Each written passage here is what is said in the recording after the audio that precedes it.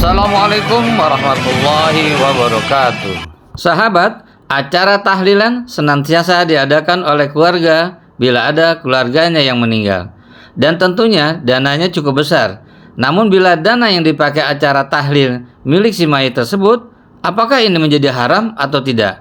Untuk jelasnya, mari kita simak pengajian ini.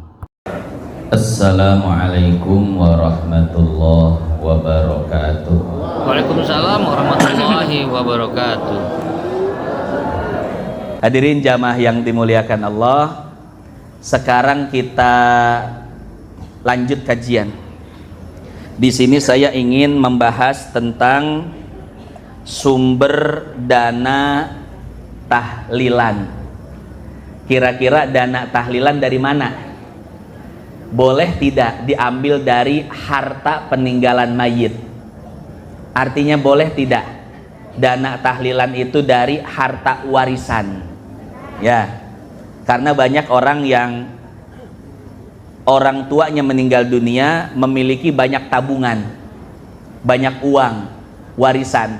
Akhirnya anak-anaknya menggunakan uang warisan, harta warisan atau harta peninggalan si mayit untuk biaya tahlilan.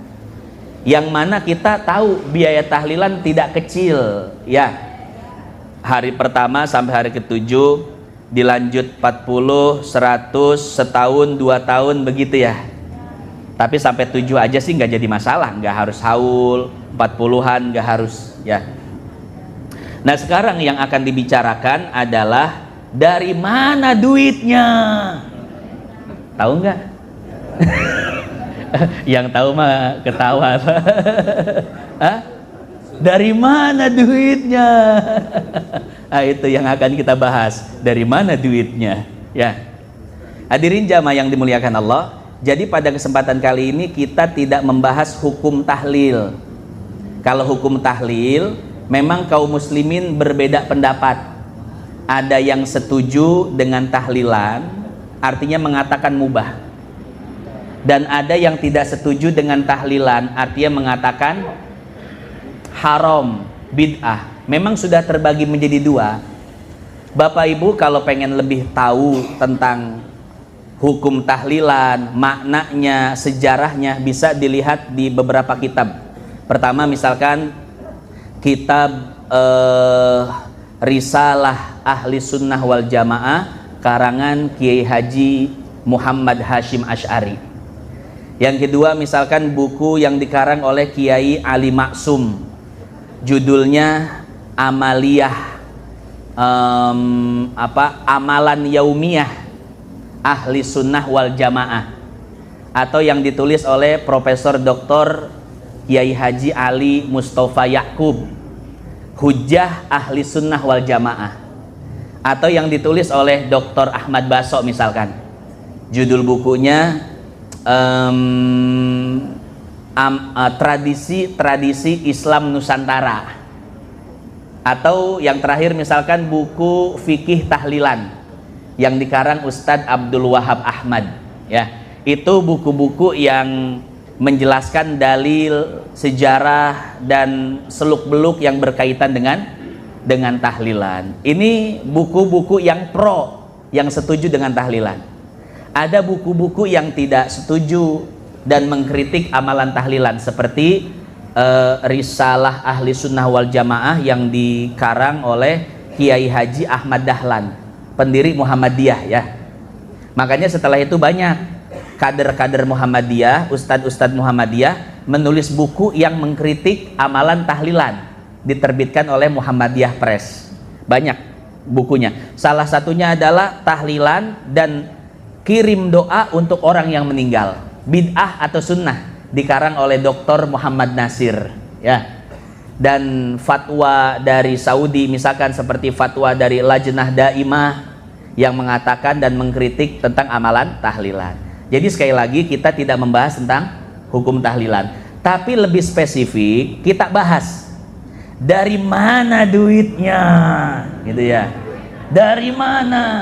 Gebrak. Dari mana sumber duitnya, ya?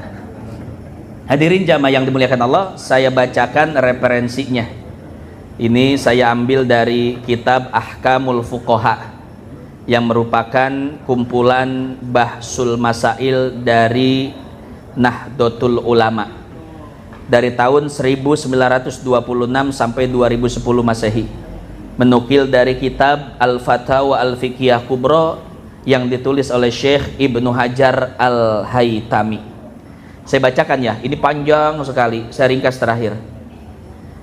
Syekh Ibnu Hajar mengatakan seperti ini: wala yajuzu an yuf'ala syai'un min dzalika minat tarikah atau minat tirkah haitsu kana fiha mahjurun alaihi mutlaqan au kanu kulluhum rusyada'a lakin lam yardha ba'duhum. Beliau mengatakan tidak boleh membiayai tradisi tahlilan yang mana dananya diambil dari harta warisan. Ada salah satu ahli waris yang belum baligh dan berakal. Artinya apa? Artinya kalau seluruh ahli waris sudah balik berakal, boleh mengambil biaya tahlilan dari harta warisan. Yang kedua, tidak boleh menjadikan harta warisan untuk biaya tahlilan jika salah satu ahli waris tidak ada yang tidak ridho. Ahli warisnya betul semuanya balik berakal, tapi satu orang atau dua itu tidak ridho uang warisan, harta warisan dijadikan biaya tahlilan, maka tidak boleh. Artinya apa?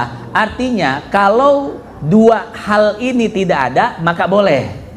Misalkan seluruh ahli waris sudah balik dan berakal, kemudian semuanya ridho, ya sudah, kita bikin biaya tahlilan dari harta warisan. Ridho, ikhlas, semuanya ridho, semuanya ikhlas. Baru ketika itu boleh menjadikan harta warisan untuk biaya tahlilan.